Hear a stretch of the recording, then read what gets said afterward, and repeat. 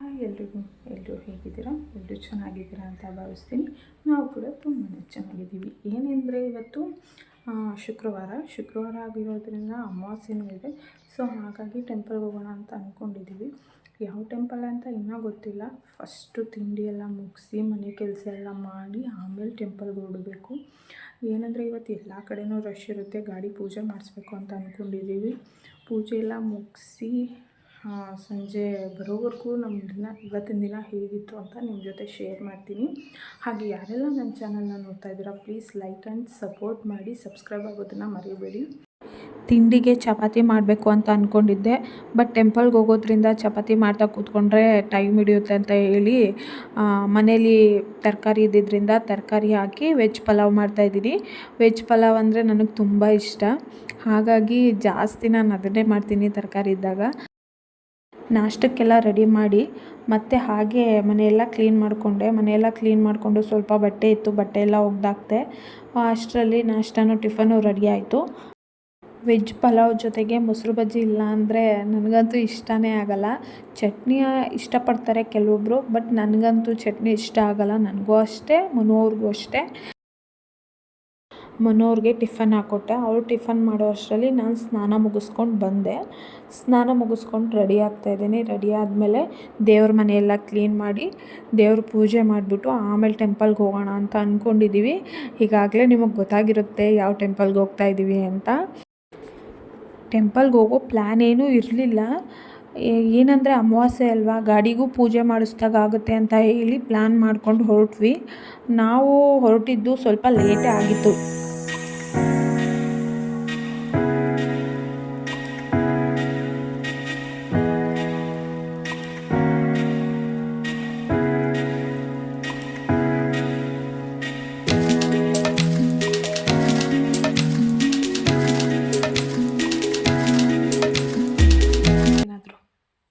ಇವತ್ತು ಅಮಾವಾಸ್ಯೆ, ಪೂಜೆ ಮಾಡೋಳೆ ನಮ್ಮ ಅಟ್ಟೆವಳು.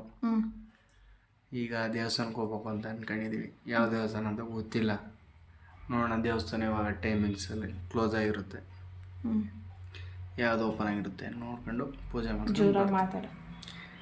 ಪೂಜೆ ಮಾಡಿಸ್ಕೊಂಡು ಬರ್ತೀವಿ. ಆಮೇಲೆ ಇವಳು ರೆಡಿ ಆಗ್ಬಿಟ್ಟು ಬರ್ತಾಳೆ. ನಾನು ಆಲ್ರೆಡಿ ರೆಡಿ ಆಗಿದ್ದೀನಿ. ಅದೇ ದೇವಸ್ಥಾನ ಇದೇ ದೇವಸ್ಥಾನ ಅಂತಲ್ಲ, ಯಾವುದಾಯ್ತು ಅದು ನೋಡ್ಕೊಂಡು ಗಾಡಿ ಪೂಜೆ ಮಾಡಿಸ್ಕೊಂಡು ಹಾಗೆ ಸುತ್ತ ಇರೋದು ಏನಿಲ್ಲ. ಪೂಜೆ ಮಾಡಿಸ್ಕೊಂಡು ಸೀದಾ ಮನೆಗೆ ಬಂದು ನಾವು ಡ್ಯೂಟಿಗೆ ಹೋಗ್ತೀವಿ. ಇಬ್ಬರು ರೆಡಿ ಆದ್ವಿ. ಇವಾಗ ಟೆಂಪಲ್ಗೆ ಹೋಗ್ತಿದ್ದೀವಿ. ಹೋಗ್ತಾ ಅಂದವೇ ನಿಮಗೆ ವಿಡಿಯೋ ಮಾಡಿ ಹಾಗೆ ನೋಡ್ತಾರಂತ ಎಲ್ಲರೂ ನಮ್ಮ ಚಾನಲ್ನ ಶೇರ್ ಮಾಡಿ ಮತ್ತು ಸಬ್ಸ್ಕ್ರೈಬ್ ಮಾಡಿ, ನಮಗೂ ಸಪೋರ್ಟ್ ಮಾಡಿ. ಅವರು ರೆಡಿಯಾಗಿ ಹೊರಟಿದ್ದಾರೆ. ಯಾಕೆ ಅಂದರೆ ರಶ್ ಇರ್ತಾರೆ ಅಂತ ನಾವು ಲೇಟಾಗಿ ಹೊರಟ್ವಿ. ಮೊದಲು ಗೊತ್ತಿರಲಿಲ್ಲ ಯಾವ ಟೆಂಪಲ್ಗೆ ಹೋಗಬೇಕು ಅನ್ನೋ ಪ್ಲ್ಯಾನ್ ಇರಲಿಲ್ಲ, ಮನೋವ್ರ ತಲೆಯಲ್ಲೂ ಇರಲಿಲ್ಲ. ಆಮೇಲೆ ನಾನು ಕೇಳ್ತಾ ಇದ್ದೆ ಯಾವ ಟೆಂಪಲ್ಗೆ ಹೋಗೋಣ ಅಂತ ಹೇಳಿದ್ರು. ಅವರು ಯಾವುದಾದ್ರೂ ಇಲ್ಲೇ ಹತ್ರದಲ್ಲಿ ಹೋಗಿ ಬರೋಣ ಅಂತ ಹೇಳಿದ್ರು. ಆಮೇಲೆ ಹೋಗ್ತಾ ಸರಿ ಉಕ್ಕಡಕ್ಕೆ ಹೋಗಿ ಬರೋಣ, ಹೇಗಿದ್ದರೂ ಇವತ್ತು ಅಮಾವಾಸ್ಯೆ, ಒಳ್ಳೆಯದಾಗುತ್ತೆ, ಗಾಡಿ ಪೂಜೆ ಮಾಡಿಸ್ದಾಗೂ ಆಗುತ್ತೆ ಅಂತ ಹೇಳಿ ಉಕ್ಕಡಕ್ಕೆ ಹೊರಟ್ವಿ. ನಾವು ರಿಂಗ್ ರೋಡ್ ಕಡೆಯಿಂದ ಹೋಗಿದ್ದು, ಬಟ್ ಅಲ್ಲಿ ಸಾತ್ಕಳ್ಳಿಯಿಂದ ಮುಂದೆಗಡೆ ಏನೋ ಕ್ಲೋಸ್ ಮಾಡಿದ್ದಾರೆ, ರೋಡ್ ಬ್ಲಾಕ್ ಮಾಡಿದ್ದಾರೆ, ಏನೋ ಸ್ಟ್ರೈಕ್ ನಡೀತಾ ಇದೆ ಅಂತ ಹೇಳಿದರು. ಸೊ ಹಾಗಾಗಿ ನಾವು ಶಾರ್ಟ್ಕಟ್ಟಿಂದ ರಾಜೀವ್ ನಗರ ಎಲ್ಲ ಕ್ರಾಸ್ ಮಾಡಿಕೊಂಡು ಶಾರ್ಟ್ಕಟ್ಟಿಂದ ಮತ್ತೆ ರಿಂಗ್ ರೋಡ್ ಜಾಯ್ನ್ ಆಗಿ ಕೊಲಂಬಿಯಾ ಏಷ್ಯಾ ಸಿಗ್ನಲ್ ಹತ್ರ ಬಂದು ಇವಾಗ ಹೊರಟಿದ್ದೀವಿ ಪಟ್ಟಣದ ರೋಡಲ್ಲಿ. ಏನೋ ಹೋಗಬೇಕಾಗಿತ್ತು, ಬೆಳಿಗ್ಗೆ ರಶ್ ಇರ್ತಾರೆ ಅಂತ ಇವಾಗ ಹೋಗ್ತಾ ಇದ್ದೀವಿ. ಇವಾಗಲೂ ರಶ್ ಇರುತ್ತೋ ಅಂತ ಗೊತ್ತಿಲ್ಲ, ನೋಡೋಣ. ನಮ್ಮ ಎಕ್ಸೆಪ್ಟೇಷನ್ ಏನಾಗುತ್ತೆ ಅಂತ ಹೋದ್ಮೇಲೆ ಗೊತ್ತಾಯ್ತದೆ. ಅಲ್ಲಿ ಹೋಗಿ ನೋಡಬೇಕು ರಶ್ ಇರುತ್ತೋ ಏನು ಅಂತ. ಇವತ್ತು ಅಮಾವಾಸ್ಯೆ ಆಗಿರೋದ್ರಿಂದ ರಶ್ ಇದ್ದೇ ಇರುತ್ತೆ, ಬಟ್ ಏನು ಮಾಡೋಕ್ಕಾಗಲ್ಲ. ಹೋಗಿ ಪೂಜೆ ಮಾಡಿಸ್ಕೊಂಡು ಬರ್ತೀವಿ. ನಮ್ಗೆ ಯಾರಾದರೂ ಗೊತ್ತಿರೋರಿದ್ರೆ ಡೈರೆಕ್ಟಾಗಿ ಹೋಗ್ತೀವಿ, ಇಲ್ಲ ಅಂದ್ರೆ ಈ ರಶ್ ಅಲ್ಲಿ ಗೊತ್ತಿರೋರು ಇದ್ರೂ ಒಳಗಡೆ ಬಿಡೋದು ಸ್ವಲ್ಪ ಕಷ್ಟನೇ. ಆಮೇಲೆ ಬೆಳಿಗ್ಗೆ ಬಂದಿದ್ರೆ ಇಲ್ಲೊಂದು ಹೋಟೆಲ್ ಇತ್ತು, ಆಲ್ಮೋಸ್ಟ್ ಇಡ್ಲಿ ಫೇಮಸ್ ಇಲ್ಲಿ, ದಸಗುಪ್ಪೆ ಅಂತ. ಆಲ್ಮೋಸ್ಟ್ ಎಲ್ಲರಿಗೂ ಗೊತ್ತಿರುತ್ತೆ. ಅದು ನಾವು ಎಷ್ಟೋ ಸರಿ ತಿನ್ಬೇಕು ಅಂತ ಟ್ರೈ ಮಾಡಿದ್ವಿ, ಇದುವರೆಗೂ ಒಂದ್ಸಲಿನೂ ತಿಂದಿಲ್ಲ. ಯಾವಾಗ ಬಂದರೂ ಯಾವಾಗ ತಿನ್ನಬೇಕು ಅಂತ ಅನ್ಸಿದ್ರು ಅಲ್ಲಿ ಫುಲ್ ರಶ್ ಇರುತ್ತೆ.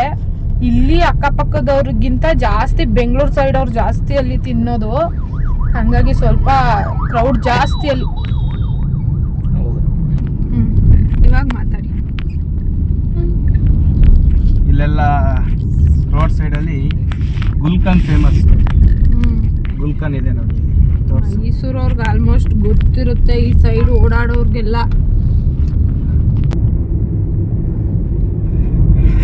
ಗಂಧದ ಗುಡಿ ಹೋಟೆಲ್ ಲೆಫ್ಟ್ ಸೈಡ್, ಹೊಸ ಹೋಟೆಲ್, ಬಟ್ ತುಂಬಾ ಕಾಸ್ಟ್ಲಿ.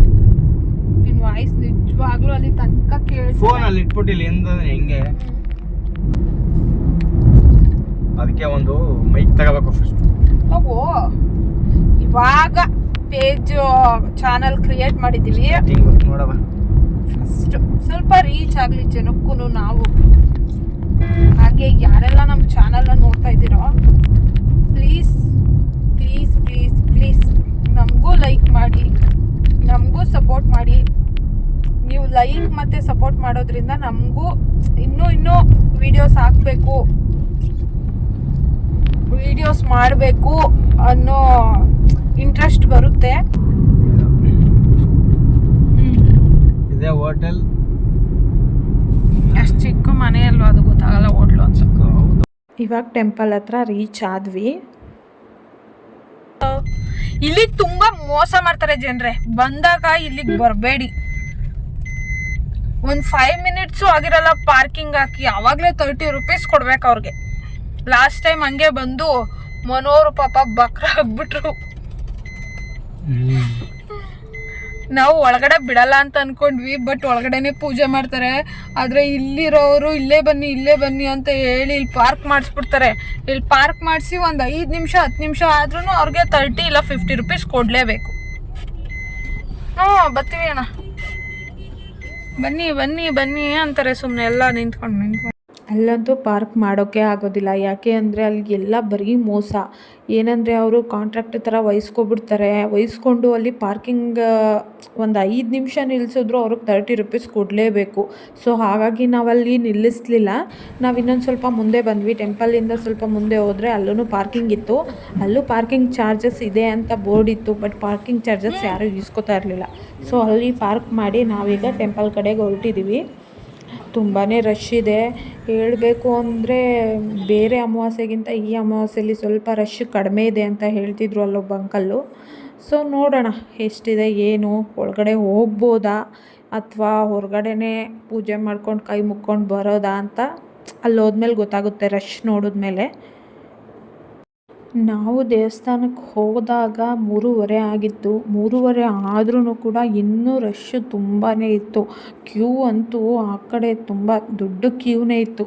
ಸೊ ಹಾಗಾಗಿ ಹೋಗೋಕ್ಕಾಗಲ್ಲ ಅಂತ ಹೇಳಿ ನೋಡಿ, ಅಲ್ಲಿ ಟೆಂಪಲ್ ಹತ್ರ ಆಲ್ಮೋಸ್ಟ್ 50% ಜನ ಕ್ಯೂನಲ್ಲಿ ನಿಂತು ದೇವ್ರ ದರ್ಶನ ಮಾಡಿದ್ರೆ, ಇನ್ನು 50% ಜನ ಹೊರಗಡೆನೇ ನಿಂತು ದೇವ್ರಿಗೆ ಪೂಜೆ ಮಾಡಿ ಹೊರಡ್ತಾರೆ. ಯಾಕೆ ಅಂದರೆ ಆ ಕ್ಯೂವಲ್ಲಂತೂ ನಿಂತ್ಕೊಂಡು ಆ ರಶಲ್ಲಂತೂ ನಿಲ್ಲೋಕ್ಕಾಗಲ್ಲ ಅಂತ ಹೇಳಿ ಅಲ್ಲೇ ಪೂಜೆ ಮಾಡಿಕೊಂಡು ಹೊರಟ್ವಿ ನಾವು. ಮತ್ತು ಮನೋಹರ್ ಗಾಡಿಗೆ ಹಾರ ತಗೋತಾ ಇದ್ದಾರೆ ಅವರು.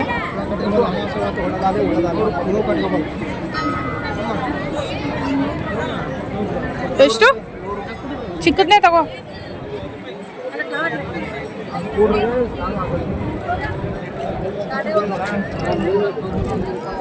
ಚೆಂಡು ಸಾಮಾನು ಇಲ್ಲ.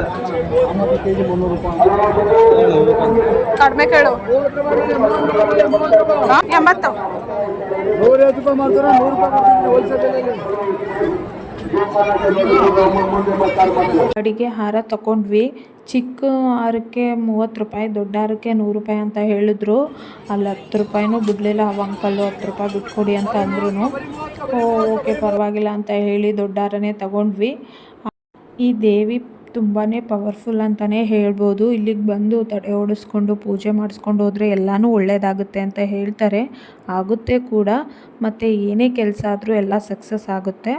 ಸೊ ಹಾಗಾಗಿ ದೇವರಿಗೆ ತುಂಬ ಭಕ್ತಾದಿಗಳು ಜಾಸ್ತಿನೇ. ಹಾಗೆ ಗಾಡಿ ಹತ್ರ ಬಂದು ಹಾರ ಎಲ್ಲ ಕಟ್ತಾ ಇದ್ದಾರೆ ಮನೋಜ್ ಅವರು. ಇಲ್ಲಿ ಗಾಡಿಗೆ ಇಲ್ಲೇ ತಡೆ ಹೊಡಿತಾರೆ. ಲಾಸ್ಟ್ ಟೈಮ್ ನಾವು ಬಂದಿದ್ದಾಗ ಟೆಂಪಲ್ ಹತ್ರನೇ ತಡೆ ಹೊಡಿಸಿದ್ವಿ. ಆವಾಗ ಅಂದರೆ ರಶ್ಶು ಕಡಿಮೆ ಇದ್ದಿದ್ದರಿಂದ ಅಲ್ಲೇ ಪೂಜೆ ಮಾಡಿಕೊಡ್ತಾಯಿದ್ರು.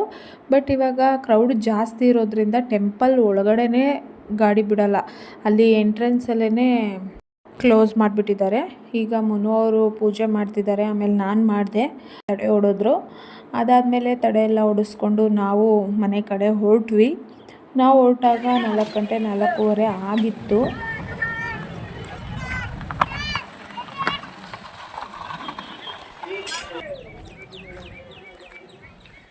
ಚಾನಲ್ ಕ್ರಿಯೇಟ್ ಮಾಡಿ ವೀಡಿಯೋಸ್ನ ನಾನು ಇವಾಗ ಅಪ್ಲೋಡ್ ಮಾಡ್ತಿರೋದ್ರಿಂದ ಏನಾದರೂ ನಾನು ತಪ್ಪಾಗಿ ಮಾತಾಡಿ ಏನಾದರೂ ತಪ್ಪಿದರೆ ನಮ್ಮ ವೀಡಿಯೋಸಲ್ಲಿ ಪ್ಲೀಸ್ ಹೇಳಿ, ನಾನು ಅದನ್ನು ನೆಕ್ಸ್ಟ್ ಟೈಮ್ ತಿದ್ಕೋತೀನಿ. ಹಾಗೆ ಏನಾದರೂ ತಪ್ಪಿದರೆ ಕ್ಷಮಿಸಿ. ಬೇಡಕ್ಕಪ್ಪ ಇಂಥವ್ರ ಕೇಳ್ಬಿಡ್ತಾನೆ ಕೆಡ್ಸ್ಕೊಳೋದಕ್ಕೆ. ಈಗ ಹೆಂಗೆ ನೆಮ್ಮದಿಯಾಗಿದ್ದೀವಿ, ನೆಮ್ಮದಿಯಾಗಿರೋದೇ ಬಿಟ್ಟದು. ಈ ಥರದವ್ರ ಹತ್ರ ಎಲ್ಲ ಶಾಸ್ತ್ರ ಕೇಳಿದ್ರೆ ಇಲ್ಲದೆ ಇರೋದು ಸಲ್ಲದೆ ಇರೋದೆಲ್ಲ ಹೇಳ್ತಾರೆ. ಅಲ್ಲಿ ಏನೂ ಇರಲ್ಲ, ಐತೆ ನನಗೆ ತಲೆ ತುಂಬ್ತಾರೆ, ಆಮೇಲೆ ನಮ್ಮ ತಲೆ ಎಲ್ಲೋ ಕೂತ್ಬಿಡುತ್ತೆ. ನಮ್ಮ ಚಾನಲ್ ಬಗ್ಗೆ ಹೇಳಬೇಕು ಅಂತ ಅಂದರೆ, ನಾನು ಚಾನಲ್ ಕ್ರಿಯೇಟ್ ಮಾಡಿ 1 ಇಯರ್ ಆಗಿದೆ. ಬಟ್ ನನಗೆ ಯೂಟ್ಯೂಬಲ್ಲಿ ಅಷ್ಟು ಇಂಟ್ರೆಸ್ಟ್ ಇರಲಿಲ್ಲ. ಬಟ್ ಇವಾಗ ಯಾಕೆ ನಾನು ಮಾಡಬಾರ್ದು, ಯಾಕೆ ಯೂಟ್ಯೂಬಲ್ಲಿ ನಾನು ವೀಡಿಯೋಸ್ ಅಪ್ಲೋಡ್ ಮಾಡಬಾರ್ದು ಅಂತ ಸ್ಟಾರ್ಟ್ ಮಾಡಿದ್ದೀನಿ. ಹಾಗಾಗಿ ನಿಮ್ಮ ಸಪೋರ್ಟ್ ನಮಗೆ ಬೇಕು. ಸೊ ಪ್ಲೀಸ್ ಎಲ್ಲರೂ ಸಪೋರ್ಟ್ ಮಾಡಿ. ಶ್ರೀನಿವಾಸ್ ದೇವಸ್ಥಾನದಿಂದ ಹೊರಟು ಗಾಯತ್ರಿಪುರಮಗೆ ಬಂದ್ವಿ. ಅಲ್ಲಿ ಗ್ಯಾರೇಜಲ್ಲಿ ಮನು ಅವರು ಏನೋ ಮರ್ತುಬಿಟ್ಟಿದ್ರಂತೆ. ಅಲ್ಲೋಗಿ ಅದನ್ನು ಪಿಕಪ್ ಮಾಡಿಕೊಂಡು ಹಾಗೆ ನನ್ನ ತಮ್ಮನೂ ಬಂದ. ಅಮ್ಮನ ಮನೆ ಹತ್ರ ಇರೋದ್ರಿಂದ ತಮ್ಮನೂ ಅಲ್ಲಿಗೆ ಬಂದ. ಹಾಗೆ ಪಾನಿಪುರಿ ತಿನ್ನೋಣ ಅಂತ ಹೇಳಿ ಅಲ್ಲೇ ಗಾಯತ್ರಿಪುರಮಲ್ಲಿ ಪಾನಿಪುರಿ ತಿಂದ್ಕೊಂಡು ಹಾಗೆ ಸ್ವಲ್ಪ ಮಾತುಕತೆ ಆಡಿಕೊಂಡು ಅಲ್ಲೇ ಹೊರಡಬೇಕಾದ್ರೆ ಚೇರ್ ನೋಡಿದ್ವಿ, ಚೇರ್ಗಳು. ಅದನ್ನು ತಗೊಳ್ಳೋಣ ಅಂತ ಹೇಳಿ ನಾನೇನು ಕೇಳಲಿಲ್ಲ. ಮನೋವರೇ ಅಲ್ಲಿದೆಯಲ್ಲ ಅಲ್ಲಿ ಅದನ್ನು ತಗೊಳ್ಳೋಣ ಅಂತ ಹೋದರು. ಬಟ್ ಅದು ಸಿಂಗಲ್ ಪೀಸ್ಗೆ 900 ಹೇಳಿದ್ರು. ಬೇಡ ಅಂತ ಹೇಳಿ ಈ ಗ್ರೀನ್ ಚೇರನ್ನು ತಗೊಳ್ಳೋಣ ಅಂತ ಹೇಳಿ ಕೇಳಿದ್ವಿ. ಆ ಗ್ರೀನ್ ಚೇರ್ಗೆ ಎರಡಕ್ಕೇ 800 ಹೇಳಿದ್ರು. ನಾವು ಫೈನಲಾಗಿ 500 ಕೊಡ್ತೀವಿ, ಅಷ್ಟೇ ಕೊಟ್ಟರೆ ಕೊಡಿ ಅಂತ ಹೇಳಿದ್ವಿ. ಅವ್ರಿಗೇನು ಅನ್ನಿಸ್ತು, ಫಸ್ಟ್ ಕೊಡಲ್ಲ ಅಂತ ಹೇಳಿದ್ರು, ಆಮೇಲೆ ಕೊಟ್ಟರು. ಸೊ ಹಾಗಾಗಿ ಅವೆರಡು ಗ್ರೀನ್ ಚೇರ್ ಪರ್ಚೇಸ್ ಮಾಡಿಕೊಂಡು ಮನೆ ಕಡೆ ನಮ್ಮ ಪಯಣ ಹೊರಡ್ತು. ಏನಂದರೆ ಮನು ಅವ್ರ ಬಗ್ಗೆ ಹೇಳಬೇಕು ಅಂದರೆ, ಅವರು ನನಗೆ ಎಲ್ಲ ಥರದ್ರಲ್ಲೂ ಸಪೋರ್ಟ್ ಮಾಡ್ತಾರೆ. ಅವ್ರ ಬಗ್ಗೆ ಎಷ್ಟು ಹೇಳಿದ್ರು ಕಡಿಮೆನೇ. ಅದ್ರ ಬಗ್ಗೆ ಇನ್ನೊಂದು ವೀಡಿಯೋ ಮಾಡೇ ಹಾಕ್ತೀನಿ. ಏನಂದರೆ ಅವ್ರು ನಾನು ಏನೇ ಮಾಡಿದ್ರೂ ಬೇಡ ಅಂತ ಹೇಳಲ್ಲ, ಎಲ್ಲದಕ್ಕೂ ಸಪೋರ್ಟಿವ್ ಆಗಿರ್ತಾರೆ. ಸೊ ಹಾಗಾಗಿ ನನಗೆ ಸ್ವಲ್ಪ ಖುಷಿ. ಏನು ಕೆಲಸ ಮಾಡಬೇಕಾದ್ರೂ, ಏನೇ ಒಂದು ಮಾಡಬೇಕಾದ್ರೂ ಸ್ವಲ್ಪ ನನಗೆ ಅವ್ರ ಸಪೋರ್ಟ್ ಇರೋದ್ರಿಂದ ನನಗೆ ತುಂಬಾ ಖುಷಿಯಾಗುತ್ತೆ. ಬೇರೆ ಗಂಡದಿರು ಹೇಗೋ ನನಗೆ ಗೊತ್ತಿಲ್ಲ, ಬಟ್ ಇವರಂತೂ ನನಗೆಲ್ಲದಕ್ಕೂ ಸಪೋರ್ಟಿವ್ ಆಗಿ ನಿಲ್ತಾರೆ. ನಾನು ಏನು ಮಾಡ್ತೀನಿ ಅಂದರೂ ಹ್ಞೂ ಮಾಡು ಅಂತಲೇ ಹೇಳ್ತಾರೆ, ಮಾಡಲ್ಲ ಅಂದರೆ ಹ್ಞೂ ಸರಿ ಬೇಡ ಅಂತಲೇ ಹೇಳ್ತಾರೆ. ಹಾಗಾಗಿ ನನಗೆ ಅವ್ರ ಕಂಡ್ರೆ ಸ್ವಲ್ಪ ಲವ್ ಜಾಸ್ತಿನೇ. ಆಮೇಲೆ ಅಲ್ಲಿಂದ ಹೊರಟು ಡೈರಿ ಹತ್ರ ಬಂದ್ವಿ. ಡೈರಿ ಹತ್ರ ಯಾಕೆ ಅಂದರೆ ಐಸ್ ಕ್ರೀಮ್ ಅಲ್ಲೇ ಕೊಡಿಸಿ ಅಂದೆ, ಬಟ್ ಅವ್ರು ಅಲ್ಲಿ ಕೊಡಿಸ್ಲಿಲ್ಲ. ಡೈರಿ ನಾವು ಯಾವಾಗಲೂ ಇಲ್ಲೇ ಬಂದು ತಿನ್ನೋದು, ಡೈರಿಲಿ ಚೆನ್ನಾಗಿರುತ್ತೆ. ಹಾಗಾಗಿ ಡೈರಿಲಿ ಕೊಡಿಸ್ತೀನಿ ಅಂತ ಹೇಳಿ ಅಲ್ಲಿಂದ ಡೈರಿಗೆ ಕರ್ಕೊಬಂದರು. ಫಸ್ಟು ಯಾವ ಫ್ಲೇವರ್ ಅಂತ ಗೊತ್ತಿಲ್ಲ, ಅದನ್ನು ನಾನು ತಿಂದಿಲ್ಲ. ಅದು ನನಗೆ ಬೇಡ ಅಂತ ಹೇಳಿದೆ. ಆಮೇಲೆ ಅವರು ಪಿಸ್ತಾ ಕೋನ್ ತಂದರು. ಆಮೇಲೆ ಕೋನ್ ತಿಂದ್ಕೊಂಡು ಮನೆ ಕಡೆ ಹೊರಟ್ವಿ.